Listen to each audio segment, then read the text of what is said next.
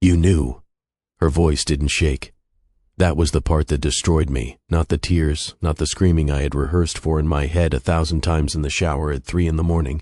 She just stood there in my office on the 42nd floor of the Sullivan Medical Tower, holding a manila folder that contained the single most dangerous document in my family's history, and she looked at me like I was a stranger she had already figured out. You knew my father built the device your family got rich on, and you said nothing. I opened my mouth. Nothing came out.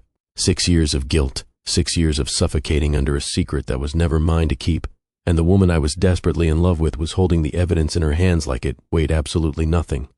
Amara, I can explain. She laughed. Not a cruel laugh, worse, a tired one, the kind of laugh that comes from someone who stopped being surprised by disappointment a long time ago. No, Nate, you cannot. Because there is nothing to explain. You chose your billion-dollar empire over the truth, and I chose to find it myself. I need to back up. I know. You are probably sitting there thinking, what the hell did this guy do to deserve a woman looking at him like he was the villain in her story? And honestly, fair question. I asked myself the same thing every single day for about 6 months before that moment. But to understand why Amara Diallo was standing in my office holding my family's darkest secret, you have to understand how she got there in the first place. And that means going back to a freezing Tuesday night in November when I walked into a restaurant I had no business being in, looking like a man whose entire life had just caved in on him. Chicago in November is not for the weak. The wind comes off Lake Michigan like it has a personal vendetta against your face, and the sky turns this flat, aggressive gray by 4 in the afternoon. I was 34 years old, the CEO of Sullivan Medical Technologies, and I had just watched my board of directors vote to greenlight a product line I knew was built on a lie. My father's lie. Howard Sullivan was a genius at 2 things, building medical devices and stealing credit for them.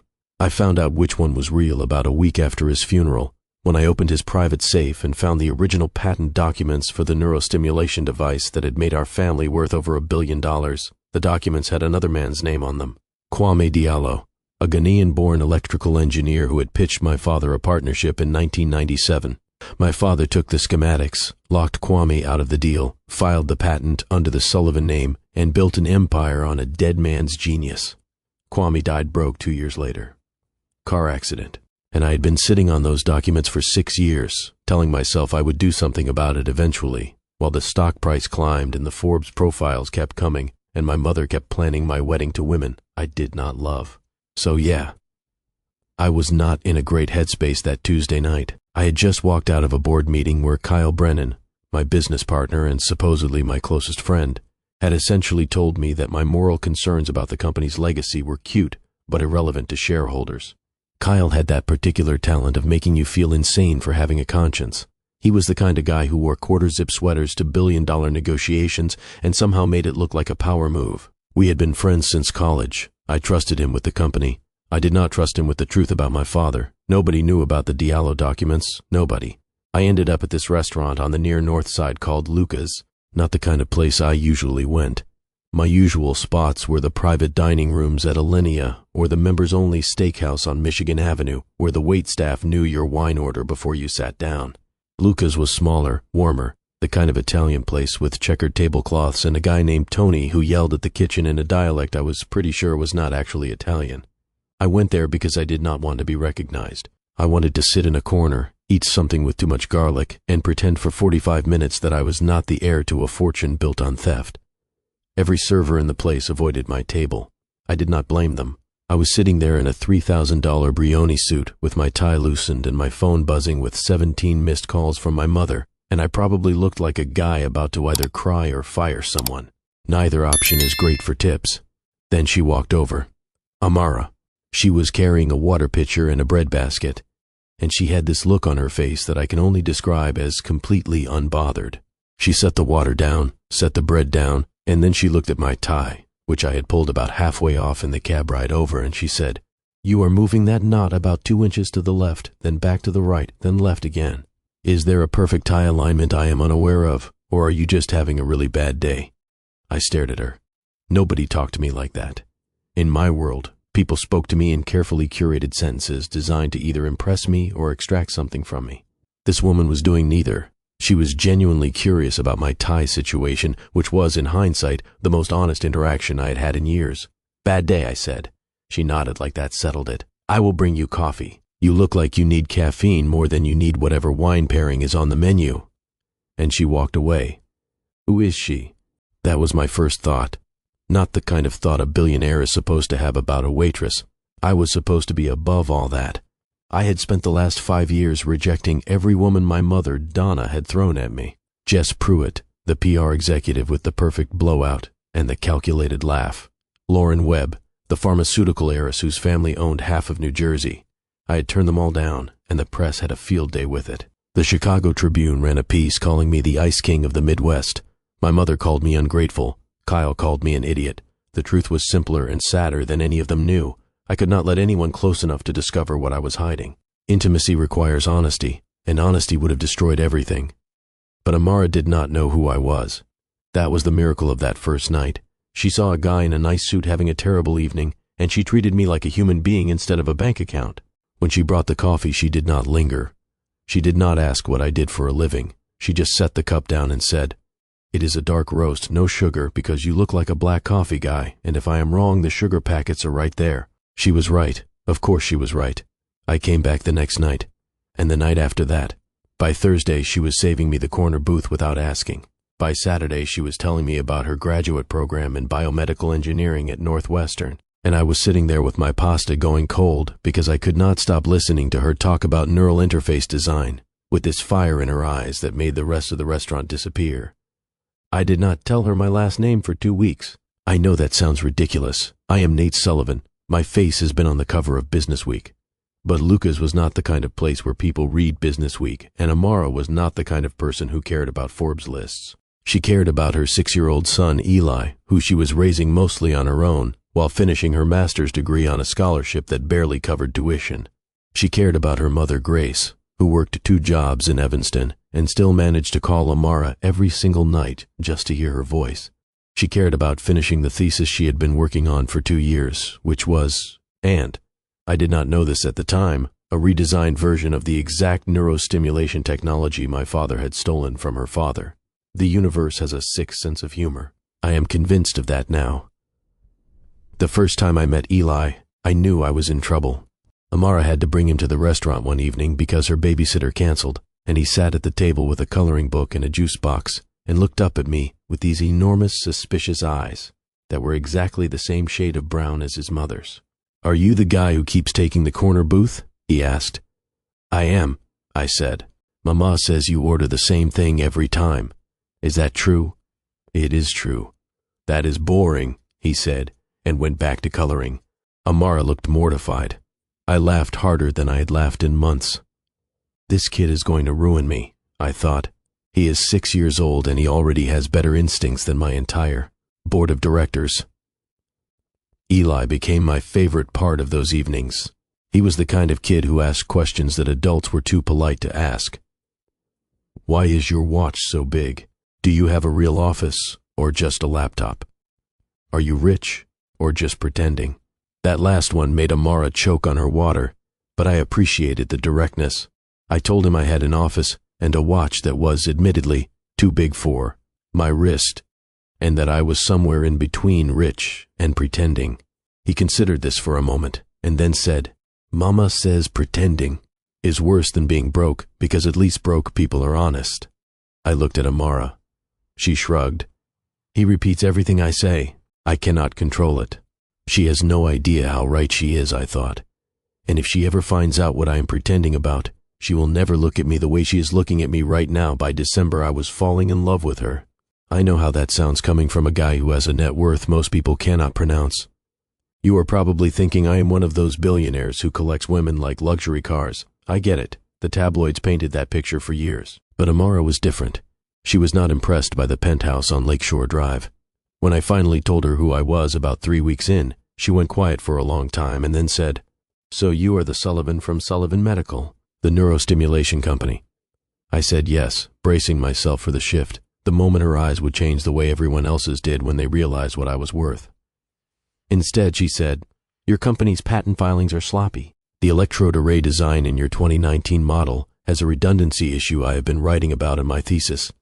I blinked. She continued, not unkindly, but with the kind of clinical precision that told me she had actually studied my company's work and found it lacking. That was the moment I knew I was done for. She did not want my money. She wanted to fix my product. We started spending real time together. I took her and Eli to the Museum of Science and Industry on a Saturday morning, and Eli spent 2 hours in the genetics exhibit asking me questions about DNA that I genuinely could not answer. Amara answered every single one. I took them sailing on Lake Michigan in early December, which was probably stupid given the weather, but Eli insisted, and Amara wrapped him in 3 layers of fleece, and we went anyway. The skyline looked like a painting from the water, all glass and steel reflecting the gray sky, and Amara stood at the bow with her hair whipping around her face and said, "You know, my father used to say that the lake was the only thing in Chicago that did not care how much money you had. It would freeze on you regardless." I should have asked her more about her father right then. I should have leaned into the opening she gave me, but I did not. I was too busy being happy, which is a luxury I had not afforded myself in a very long time, and I let the moment pass. That was my first real mistake. The second mistake came 2 weeks later. Amara had left her wallet on the kitchen counter of my apartment after staying over for the first time. I was not snooping. I was looking for a pen, but her ID was right there, and my eyes caught the last name before my brain could stop them. Diallo. Amara Diallo. The same last name on the patent documents locked in my office safe. The same last name as the man my father had destroyed. My blood went cold. I remember standing in that kitchen with the December light coming through, the floor-to-ceiling windows, and feeling the entire world tilt on its axis. She's Kwame Diallo's daughter. The woman I am falling in love with is the daughter of the man my family robbed. I put the wallet down. I walked into the bathroom.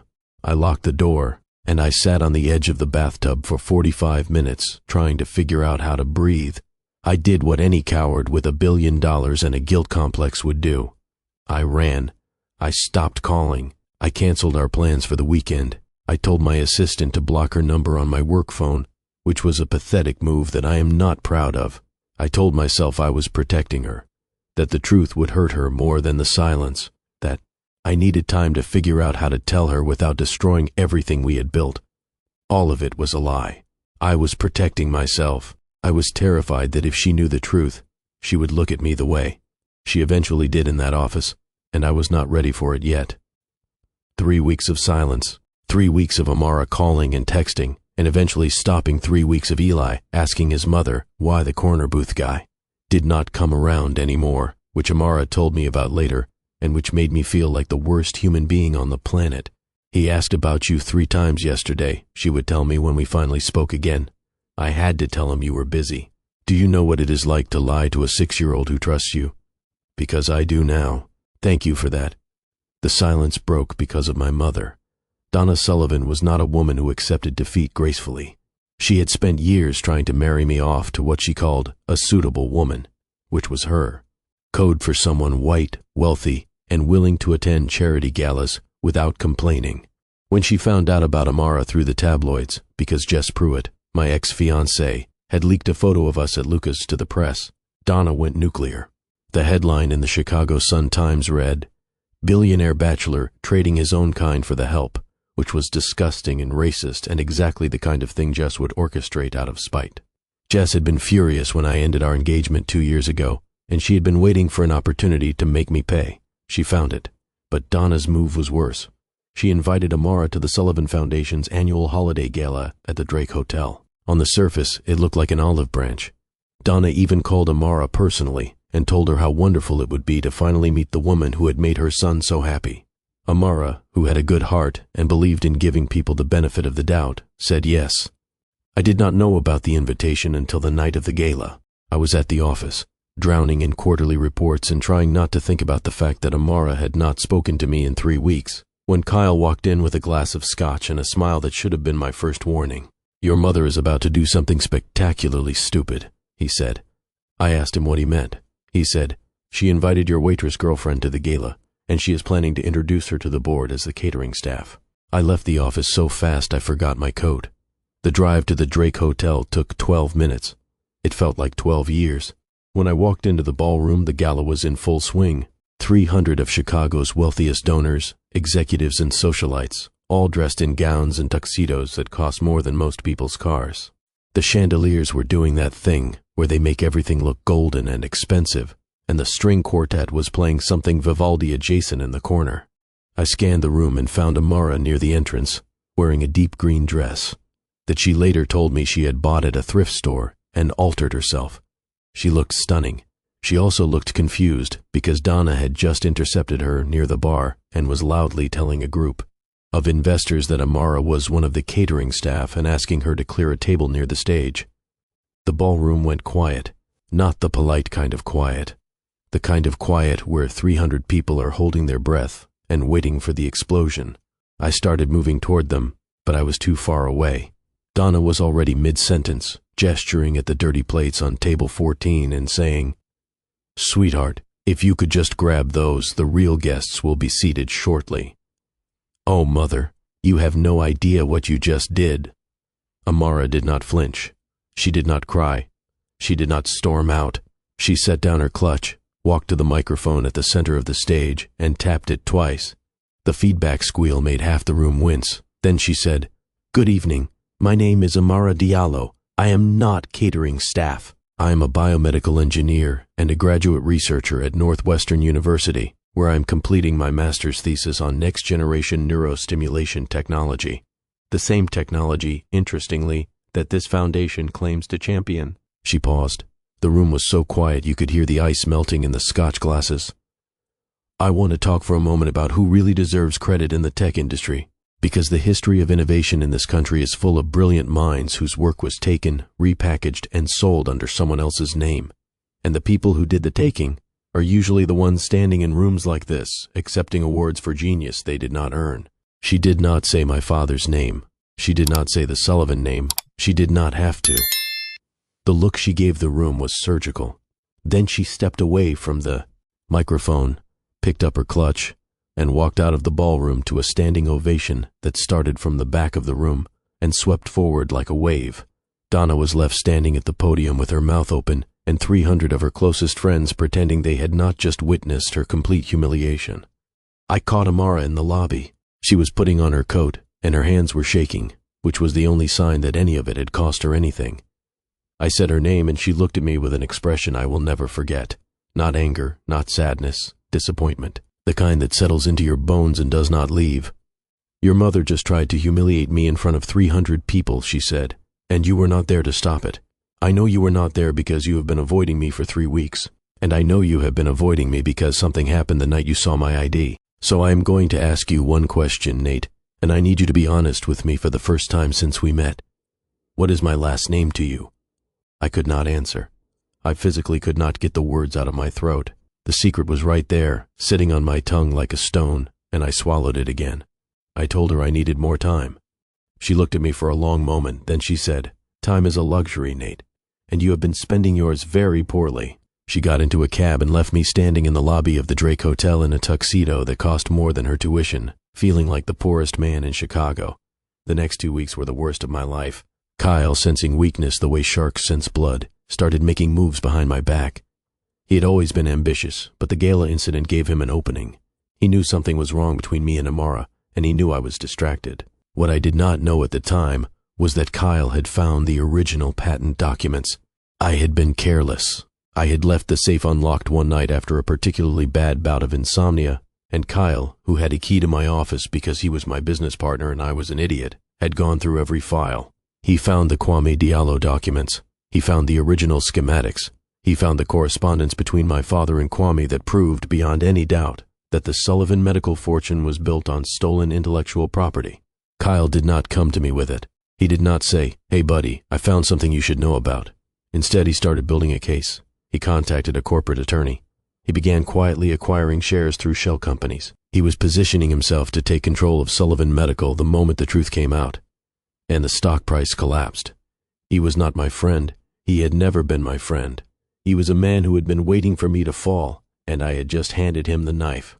Meanwhile, Amara was not sitting around waiting for me to find my courage. She was doing what she had always done. She was working.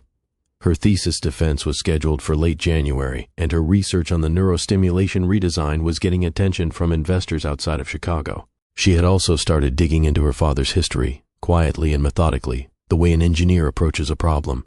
Her mother, Grace, had told her the broad strokes years ago. "Howard Sullivan took advantage of your father. He took the designs and left him with nothing. But Amara wanted proof. She wanted documentation. She wanted her father's name on the record.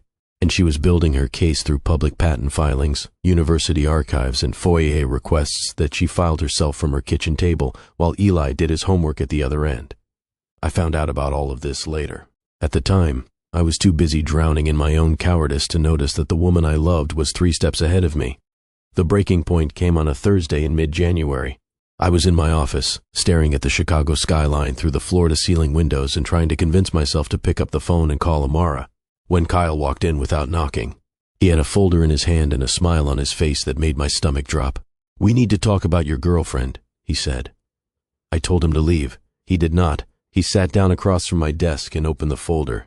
Inside were printouts of Amara's thesis abstract, her patent filings, and a detailed timeline connecting her research to the original Sullivan neurostimulation device. He also had a copy of the Kwame Diallo documents. My blood turned to ice. "She knows," Kyle said, "or she is about to. And when she files her claim, which she will, the stock is going to tank. I have a plan to manage the fallout, but I need you to distance yourself from her publicly. Cut her loose. Let me handle the legal side. If you do that, I can protect the company and your position. He wants me to betray her. He wants me to do to Amara exactly what my father did to Kwame." I told Kyle to get out of my office. He stood up, straightened his quarter zip, and said, "You have about 48 hours before I start protecting my own interests." Then he left. I sat there for a long time.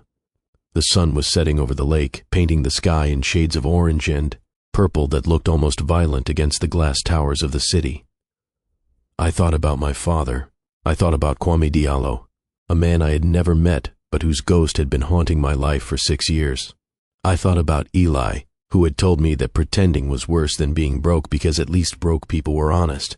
And I thought about Amara, who had stood on a stage in front of 300 of Chicago's most powerful people and told the truth without flinching, while I had spent 6 years hiding in a safe full of stolen documents. I picked up the phone. I called Amara. She did not answer. I called again. Nothing. I drove to her apartment in Evanston, a small 2-bedroom above a laundromat that she shared with Eli and a cat named Professor. I knocked on the door. Eli answered. He looked up at me with those enormous brown eyes and said, "Mama's in the kitchen. She told me to tell you she is busy if you came by." I crouched down to his level. "Is she mad at me?" He thought about it. "She is not mad. She is disappointed. That is worse. Mama says mad goes away but disappointment stays. This child is going to be the death of me." I walked into the kitchen. Amara was sitting at the table with her laptop open, surrounded by printed documents and highlighters and a cold cup of tea. She looked up when I came in, and her expression was unreadable. I sat down across from her. I told her everything: the safe, the documents, Kwame Diallo, my father's theft, the 6 years of silence. I did not hold anything back. I let it all pour out of me like poison I had been carrying for too long, and I braced myself for her reaction. I expected screaming. I expected tears. I expected her to throw me out of her apartment and tell me to never come back. She did none of those things. She closed her laptop. She folded her hands on the table, and she said, "I know." The words hit me like a physical blow. "You know? I have known the broad strokes since I was 15, she said. "My mother told me. She did not have the documents, but she had the story. Howard Sullivan took your father's work and left him with nothing. I have been gathering evidence for 2 years, Nate. My thesis is not just academic research. It is a redesigned version of the device my father originally created, built from public patent filings that I reverse-engineered to prove the original design was his. I was planning to file a legal claim through proper channels after I graduated. I did not need your confession. I was already handling it." I stared at her. The woman I had spent 3 weeks avoiding because I thought the truth would destroy her had been building a case against my family for 2 years. She had not needed my protection. She had not needed my guilt. She had needed my honesty, and I had failed to give it to her. "The only thing I did not have," she continued, "was the original documents. The ones your father kept. The ones you have been hiding in your office safe." She looked at me with those steady, unflinching eyes. "So I'm going to ask you one question, Nate. Are you going to do the right thing, or am I going to have to do it for you?" I opened my mouth to answer, but before I could speak, my phone buzzed on the table. A news alert. I glanced down, and my entire world stopped. The headline read, Sullivan Medical CEO's girlfriend linked to immigration fraud investigation. Below it was a photo of Amara leaving her apartment, taken from across the street, and a detailed article about her mother Grace's visa paperwork from 20 years ago. The paperwork had been resolved legally years ago, but the article was written to make it look like a scandal. I knew exactly who had leaked it. Kyle. Amara saw my face and took the phone from my hand. She read the headline. Her jaw tightened. Her eyes went hard. And in that moment, I saw something in her expression that terrified me more than her disappointment ever had. I saw resolve, the kind of cold, absolute determination that comes from a woman who has been underestimated her entire life and has finally decided to stop being patient. She handed the phone back to me and stood up. Tell your partner that if he thinks a tabloid hit piece is going to stop me, he does not know who he is dealing with. She walked to the door, paused, and looked back at me. And Nate? You have 24 hours to decide whose side you are on, because after that, I am not asking anymore. She closed the door behind her. I sat alone in her kitchen with the hum of the laundromat below and the sound of Eli laughing at something on the television in the other room, and I realized that the most powerful person in that room had not been the billionaire CEO with the corner office and the billion-dollar company. It had been the woman who had just given me an ultimatum and meant every single word of it. What have I done? The answer, I knew, was going to cost me everything. And for the first time in my life, I was not sure if everything was worth keeping. I did not sleep that night. I sat in my car outside Amara's apartment building in Evanston until 3 a.m, watching the light in her kitchen windows stay on, knowing she was in there working on the case she had been building for 2 years, while I had been sitting on my hands feeling sorry for myself. The temperature dropped to about 8 degrees, which in Chicago means the wind off the lake turns your lungs into glass every time you breathe, and I sat there in a cashmere overcoat that cost more than Amara's monthly rent, thinking about how absurd my entire life had become. I was a billionaire. I had a penthouse on Lakeshore Drive with a wine cellar that held bottles older than most of my employees. I had a private jet parked at O'Hare that I used maybe 4 times a year, and none of it, not a single dollar of it, could fix the fact that the woman I loved had given me 24 hours to decide if I was going to be a decent human being. Some legacy you are protecting, Nate. Your father stole from a dead man, and you have been stealing from his daughter by keeping her in the dark. Congratulations. You are exactly the man you swore you would never be. I drove back to the city at dawn. The skyline was gray and brutal against the winter sky, all those glass towers reflecting nothing but clouds. I went straight to the office. I needed to get to the safe before Kyle did anything else with the documents he had already copied. When I walked into the Sullivan Medical Tower, the lobby was different. The security guard, a guy named Terrence who had worked the front desk for 15 years and always asked me about my mother, looked at me with an expression I had never seen on his face before. Pity. That was worse than the tabloid headlines. That meant the story had already trickled down to the people who actually kept the building running. I took the private elevator to the 42nd floor. The office was quiet, pre-dawn quiet, the kind of silence that feels heavy and expensive. I went straight to the safe behind the bookshelf in my office, the one my father had installed in 1998, the same year he filed the stolen patent. I spun the combination. I pulled out the original Diallo documents, the handwritten schematics, the letters between Kwame and Howard, the partnership agreement that Howard had signed and then quietly shredded, except he had kept a copy because Howard Sullivan was the kind of man who hoarded. Evidence of his own crimes like trophies. I put everything in a leather briefcase. I locked the safe, and then I sat at my desk and waited for Kyle to show up.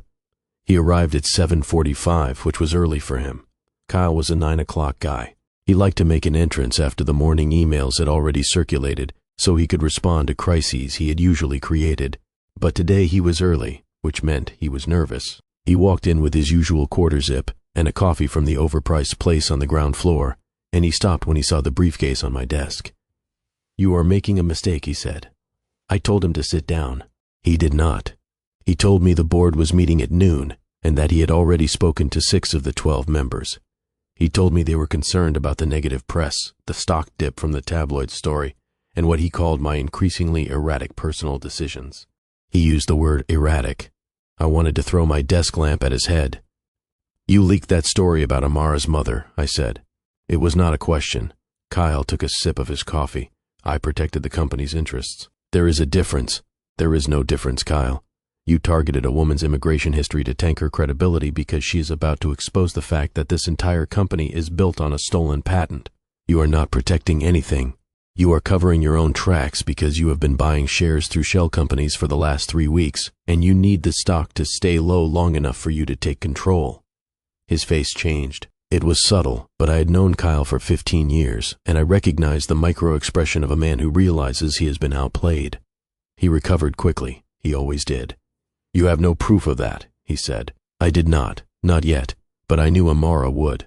Kyle left the office with a warning. He said if I showed up at that board meeting with the Diallo documents, he would release everything to the press before I could control the narrative. He said the Sullivan name would be destroyed.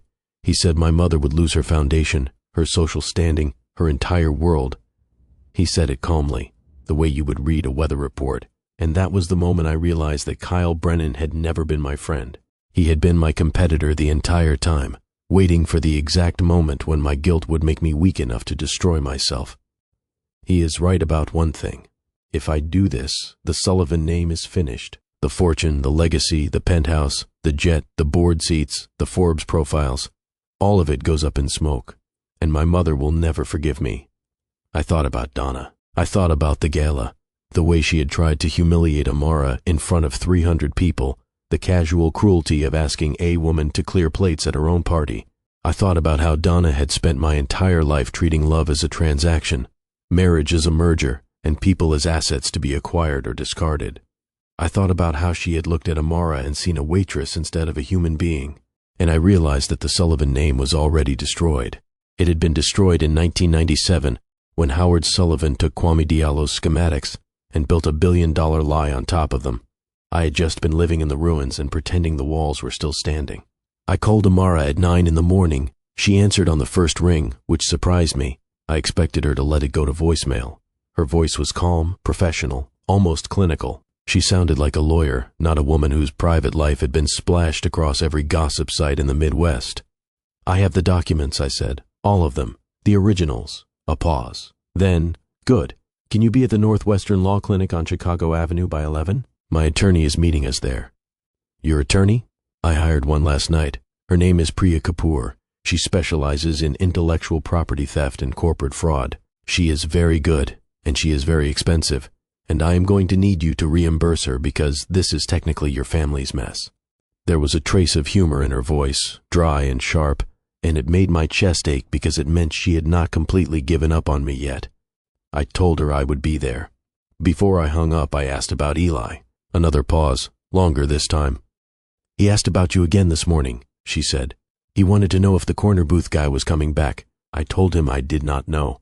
He said, and I am quoting directly, that if you do not come back, he is going to color over your face in the picture he drew of the three of us at the museum.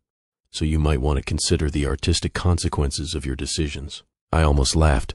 Almost. The lump in my throat was too big.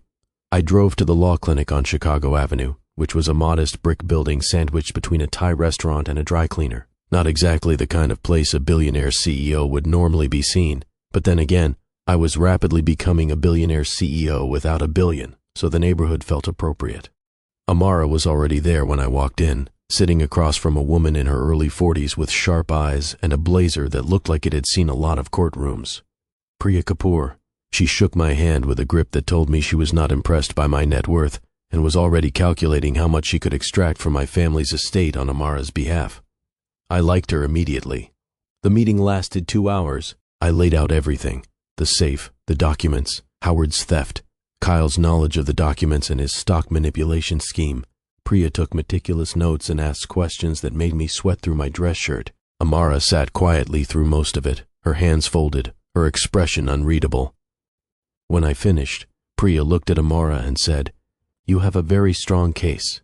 The original schematics match your father's handwriting, the timeline is airtight, and the fact that the current CEO is voluntarily surrendering the evidence makes this significantly easier to litigate."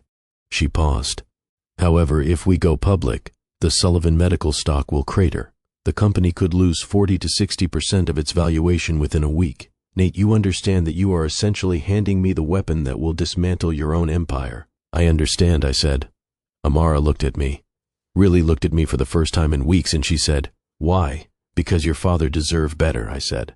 Because my father was a thief. Because I have spent 6 years sitting on the truth and telling myself I would do something about it eventually. And eventually is not a real time. It is a lie comfortable people tell themselves so they can sleep at night. I am done sleeping. She did not smile. She did not reach across the table and take my hand. She just nodded once and said, "Okay." That was it, just okay. But it was the most honest word anyone had said to me in years, and I held on to it like a lifeline.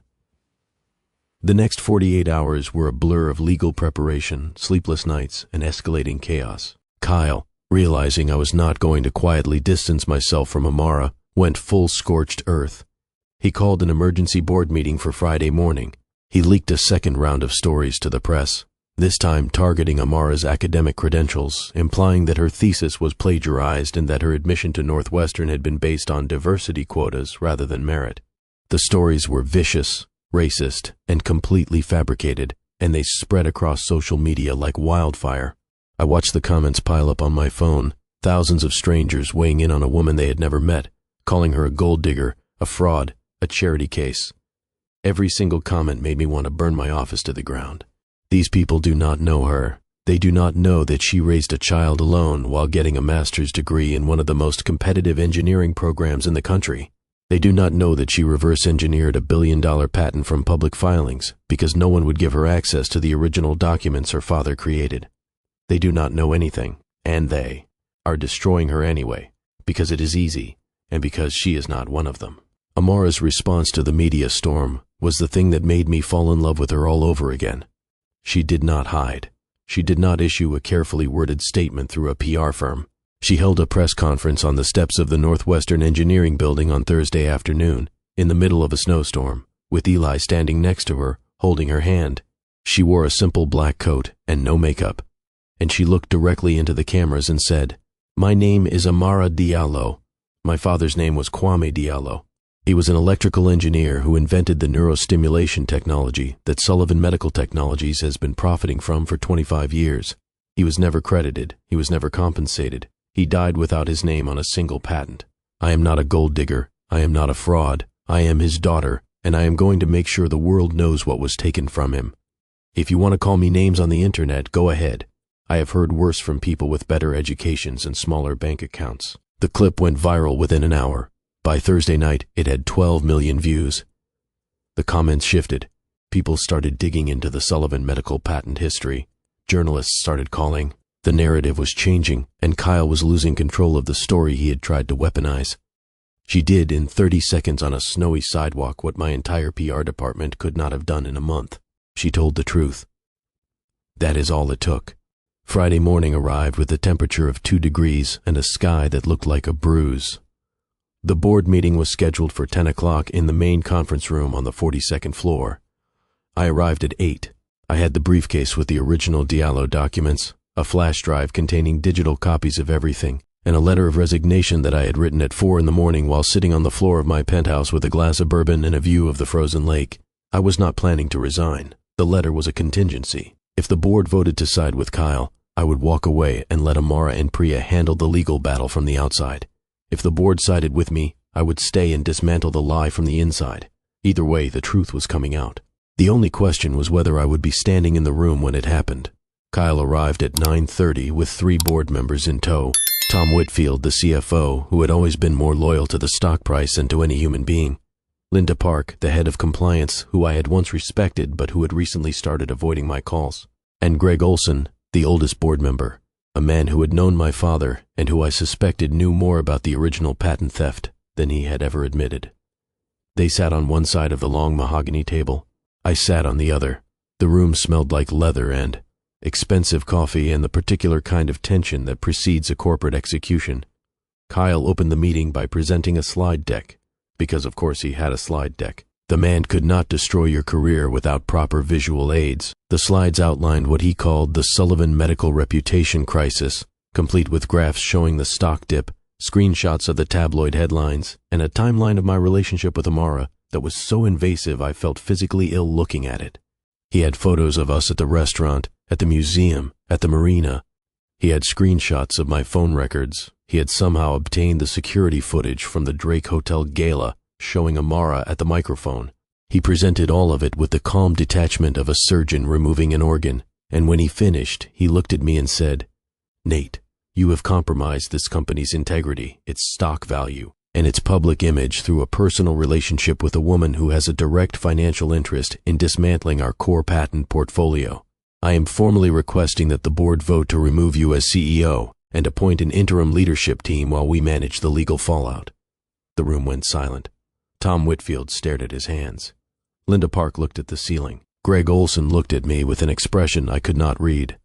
I stood up. I opened the briefcase. I placed the original Diallo documents on the table, one by one, spreading them across the mahogany surface like a hand of cards. The handwritten schematics, the partnership agreement, the letters between Kwame and Howard, the time-stamped proof that Kwame Diallo had designed the neurostimulation device 18 months before Howard Sullivan filed the patent. "Before we vote on my removal," I said, "I think the board should know what this company is actually built on, because the reputation crisis Kyle is describing did not start when I began dating Amara Diallo. It started 25 years ago when my father stole her father's invention and built a billion-dollar company on a lie. Every dollar in our accounts, every share of stock, every award on the wall in the lobby is the direct result of intellectual property theft. I have known this for 6 years. I have done nothing about it. That is my failure, and I am not going to ask you to forgive it. But I am going to ask you to decide, right now, whether Sullivan Medical is going to continue operating on a foundation of fraud, or whether we are going to do the right thing and face the consequences." Kyle stood up so fast his chair hit the wall. "This is insane," he said. "He is having a breakdown. He is letting a woman manipulate him into destroying a company that employs 4,000 people. Do not listen to him." Greg Olson spoke for the first time. His voice was quiet, gravelly, the voice of a man who had been carrying his own secrets for a very long time. "Nate," he said, "knew your father."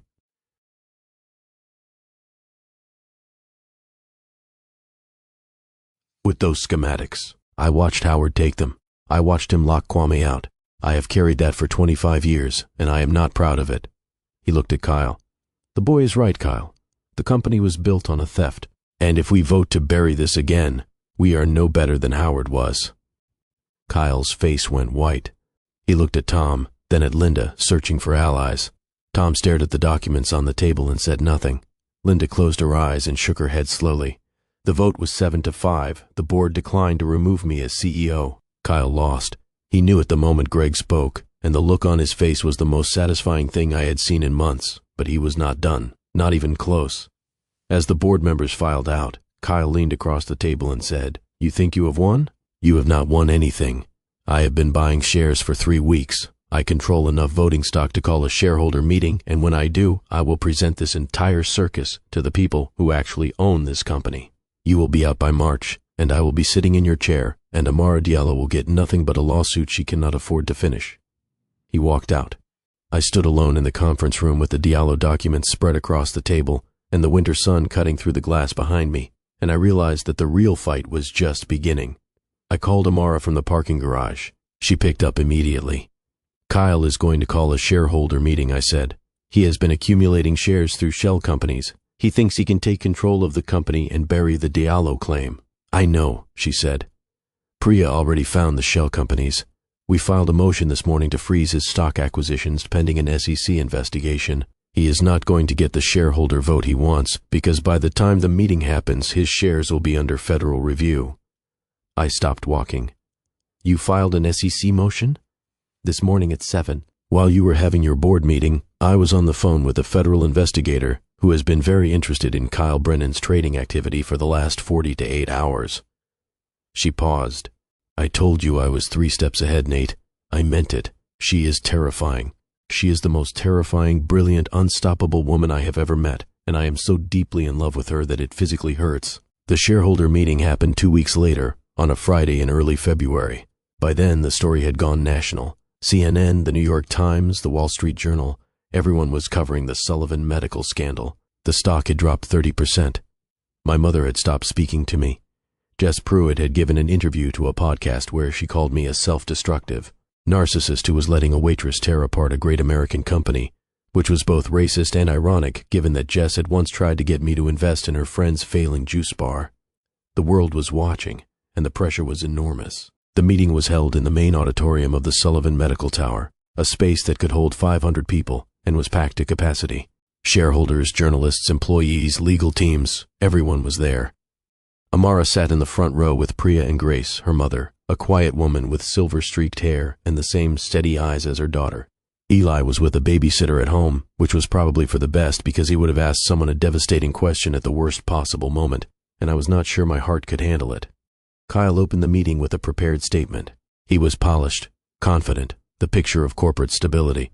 He told the shareholders that the Sullivan medical patent was legally sound, that the Diallo claims were speculative and unproven, and that I had been compromised by a personal relationship that clouded my judgment. He called for a vote to remove me as CEO and appoint himself as interim leader. He was good, I will give him that. He was very good at sounding reasonable while saying things that were completely false. Then it was my turn. I walked to the podium. I looked out at the room. 500 faces, half of them hostile, half of them curious, all of them waiting for me to either save the company or destroy it. I took a breath. And I told the truth. I told them about Kwame Diallo. I told them about the original schematics. I told them about my father's theft and my own 6 years of silence. I released the documents to the press in real time, handing copies to the journalists in the front row, while the cameras flashed and the room erupted into chaos. I told the shareholders that Sullivan Medical's core patent was fraudulent and that the company owed a debt to the Diallo family that could never be fully repaid. I told them that the stock would drop and that I accepted full responsibility for the financial consequences. And then I said the words I should have said 6 years ago. The words that had been sitting in my chest like a stone since the day I opened my father's safe. Kwame Diallo invented the technology that made this company worth $1 billion. He was never credited. He was never compensated. He died without his name on a single patent, and my family got rich on his genius. That is the truth, and I am done hiding from it. The room exploded. Journalists were shouting questions. Shareholders were yelling at each other. Kyle was on his feet, screaming that I was committing corporate suicide, and in the middle of all of it, Amara stood up from the front row, walked to the podium, and took the microphone from my hand. The room went quiet, not because she demanded it, but because there was something about the way she carried herself that made 500 people instinctively stop talking. She looked at the crowd and she said, "My name is Amara Diallo. My father was Kwame Diallo, and I am not here to destroy Sullivan Medical. I am here to correct the record. The technology you have been profiting from was his invention. I am not asking for your pity. I am asking for his name on the patent, that is all. His name on the work he created. Everything else is negotiable. His name is not." The silence that followed was the loudest thing I have ever heard. Then Priya stood up and delivered the kill shot. She presented the SEC filing against Kyle Brennan, detailing his illegal stock acquisitions, his media leaks, and his attempts to manipulate the company's share price for personal gain. She had the documents, she had the timestamps, she had the shell company records. Kyle's face went from red to white to a shade of gray I did not think was medically possible. Security escorted him out of the auditorium while the cameras rolled, and the shareholders watched in stunned silence. He was shouting threats the entire way to the elevator, something about lawsuits and defamation, but nobody was listening. The man who had tried to destroy Amara's life to protect a stolen fortune was being led out of the building in front of the entire company, and the irony was so thick you could have cut it with a knife. He wanted the chair. He wanted the empire. He wanted everything my family built on a dead man's work. And now he is leaving in handcuffs while the woman he tried to destroy is standing at the podium rewriting history. The aftermath was brutal and beautiful, and exactly as expensive as I had feared. The stock dropped 42% in the first week. Sullivan Medical lost its position on the Fortune 500. I sold the penthouse on Lakeshore Drive because the maintenance costs were no longer justifiable, and because the view of the lake reminded me too much of the sailboat ride where Amara had told me about her father, and I had chosen not to listen. I sold the jet. I downsized to a 3-bedroom apartment in Lincoln Park that was still nicer than anything I deserved, but significantly less obscene than the glass tower I had been living in.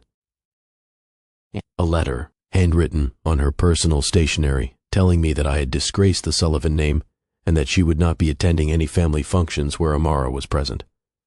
I read the letter once, folded it, and put it in a drawer. I did not respond.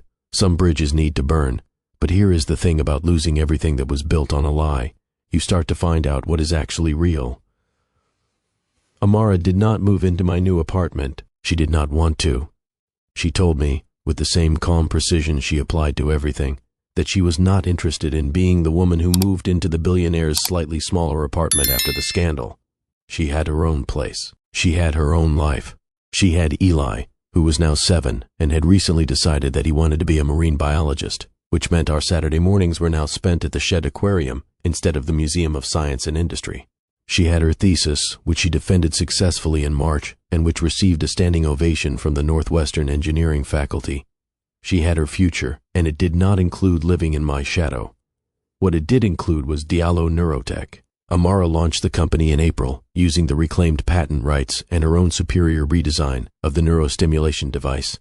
Priya negotiated a licensing deal with Sullivan Medical that gave Amara full ownership of the original patent and a royalty structure that would fund Diallo Neurotech for the next decade. It was not charity. It was not a handout. It was restitution, legally binding and non-negotiable, and Amara signed the paperwork with a pen she had bought at a drugstore because she said she was not going to use a Mont Blanc to sign a document that corrected a 25-year-old theft. I loved her so much in that moment, I thought my chest was going to crack open. The launch event was held at a small venue in the West Loop, not the Drake Hotel, not the Sullivan Foundation Ballroom, but a converted warehouse with exposed brick and string lights, and a catering staff that Amara had personally hired and tipped generously because she remembered what it felt like to be the person carrying the plates. Eli was there, wearing a tiny suit that Grace had found at a thrift store and altered to fit him perfectly. He walked up to me during the reception, tugged on my sleeve and said, "Mama says you are not a billionaire anymore. Is that true?" I crouched down to his level. "It is true. I am significantly less billionaire than I used to be." He considered this. "Are you still rich?" "I am comfortable." "Is comfortable boring?" I laughed. "Sometimes. But it is honest, and your mama says pretending is worse than being broke." He nodded seriously. "Mama is always right. You should listen to her more." "I should," I said. "I am trying." He patted my shoulder with the solemn gravity that only a 7-year-old can muster and went back to the dessert table, where he was attempting to eat an entire chocolate fountain with a spoon. I watched him go, and I felt something I had not felt in years. Peace. Real peace. Not the expensive, curated peace of a penthouse with a lake view and a wine cellar full of bottles I never drank. The quiet, ordinary peace of standing in a room full of people who actually knew me and liking what I saw in the mirror for the first time. Amara found me near the bar. She was wearing a deep blue dress, her hair pulled back, her eyes bright with the particular glow of a woman who has just accomplished something she was told was impossible. She handed me a glass of champagne and said, "You know, your mother called me this morning." My stomach dropped. What did she want? She wanted to know if Diallo Neurotech was hiring. Apparently her foundation lost most of its funding when the stock dropped, and she needs a new source of income to cover her medical expenses. She has a heart condition she has not told you about. Amara's voice was gentle, which surprised me. I expected her to be angry. I expected her to tell Donna to figure it out herself. "What did you tell her?" I asked. Amara took a sip of her champagne. "I told her to come in for an interview on Monday. I am not going to hand her a position because she is your mother, but I am not going to punish her for being sick either." She looked at me with those steady, unflinching eyes. "I am not Donna, Nate. I do not use people's vulnerabilities against them. That is what your father did to mine, and I am not going to repeat the cycle." I stared at her. The woman who had every right to destroy my family was choosing instead to offer my mother a job interview. Not a handout, not a favor, an interview, on her terms, in her company, with her rules. It was the most powerful act of grace I had ever witnessed, and it made me realize that Amara Diallo was not just the smartest person in the room. She was the strongest. She had taken the worst thing that had ever happened to her family and turned it into a company, a legacy, and a future that her father would have been proud of. She had not needed me to save her. She had needed me to get out of her way and tell the truth, and once I had done that, she had handled everything else herself. She was the CEO the entire time. She just did not have the title yet. The night ended with the two of us standing on the rooftop of the warehouse, looking out at the Chicago skyline. The spring air was cool but not cruel, the way it gets in late April when the city finally decides to stop punishing you for living there. The lake was dark and vast in the distance, and the lights of the buildings reflected off the water like scattered coins. Amara leaned against the railing and said, "Do you miss it? The penthouse, the jet, the whole billionaire thing?" I thought about it. Honestly, I thought about the penthouse with its floor-to-ceiling windows and its empty rooms and its wine cellar full of bottles I had never shared with anyone. I thought about the jet that had flown me to Davos and Aspen and Monaco for conferences I did not care about with people I did not like. I thought about the Forbes profiles and the board meetings and the quarterly earnings calls and the relentless suffocating pressure of maintaining a fortune that was never really mine to begin with. No, I said, I do not miss it. I miss the quiet. I miss Saturday mornings at the aquarium with Eli. I miss the corner booth at Lucas. I miss the way you looked at me the first night we met, before you knew who I was, when I was just a guy with a crooked tie and a terrible day. I miss being a person instead of a portfolio. Amara was quiet for a long time. Then she reached over and straightened my tie, the same way she had done on that first night at Lucas, and she said, "You are still moving this 2 inches to the left and then back to the right." Some things never change. I laughed. She laughed. And for the first time in my life, standing on a rooftop in Chicago with a woman who had every reason to hate me and every reason to walk away, I felt like I was exactly where I was supposed to be. Not at the top of a glass tower. Not on the cover of a magazine. Not in a penthouse with a view of a lake that did not care how much money I had. Just here, just real, just honest. The empire cost me everything I thought I wanted, and it gave me the only thing I actually needed. A woman who told me the truth. A child who colored over my face when I disappeared. A second chance I did not deserve but was given anyway. Not because I earned it, but because Amara Diallo was the kind of person who believed in building things instead of burning them down. Her father's name is on the patent now. Kwame Diallo, inventor. It is printed on every device that Diallo Neurotech produces, and it is etched into the glass wall of the company's new headquarters in the West Loop, right next to the front door where every employee and every visitor sees it when they walk in. Amara made sure of that. She said her father deserved to have his name on the door of the building his genius built, even if he never got to walk through it himself. I visit the building sometimes. I stand in the lobby and look at his name on the glass, and I think about the man I never met. The man my father destroyed, the man whose daughter changed my entire life by refusing to let a lie stand. And I think, Kwame, I am sorry it took this long. I am sorry my family did what they did. I am sorry I sat on the truth for 6 years while your daughter fought for your name with nothing but her brain and her courage and a thesis she wrote at her kitchen table while her son did homework at the other end. But your name is on the door now, and your daughter is the one holding the keys. And if that is not a happy ending, I do not know what is. It is not the ending I would have written for myself 5 years ago, back when I thought power and money and legacy were the things that mattered. But it is the ending I earned, the one I fought for, the one that cost me everything and gave me back the only thing that was ever real. Amara, Eli, the truth. The corner booth at Lucas, which Tony still saves for me every Tuesday night, even though I am no longer the most famous person in the restaurant. The sailboat on the lake in summer, when the wind is warm and the skyline looks like a promise instead of a prison. The quiet, ordinary, unremarkable life that I spent 34 years running from, and that I would now defend with everything I have left, which for the record is not $1 billion. But it is enough. It is more than enough. It is everything. And if you are sitting there thinking that I got off easy, that a billionaire who confessed to his family's crimes and lost 40% of his net worth is not exactly a tragic figure, you are right. I did get off easy. The real hero of this story is the woman who walked into a restaurant on a freezing Tuesday night in November, saw a man falling apart in a $3,000 suit, and decided to bring him coffee instead of judgment. The woman who stood on a stage in front of 300 of Chicago's most powerful people and told the truth without flinching. The woman who built a company from the ashes of her father's stolen legacy and put his name on the door where the whole world could see it. Amara Diallo did not need a billionaire to save her. She needed him to stop lying, and once he did, she saved herself, and him, and a legacy that was never his to begin with. That is the story, that is the truth, and if you take nothing else from it, take this. The most expensive thing in the world is not a penthouse or a jet or $1 billion company. It is a lie you tell yourself to avoid doing the right thing, and the cheapest thing in the world, the thing that costs absolutely nothing and changes everything, is the truth. Say it early, say it often.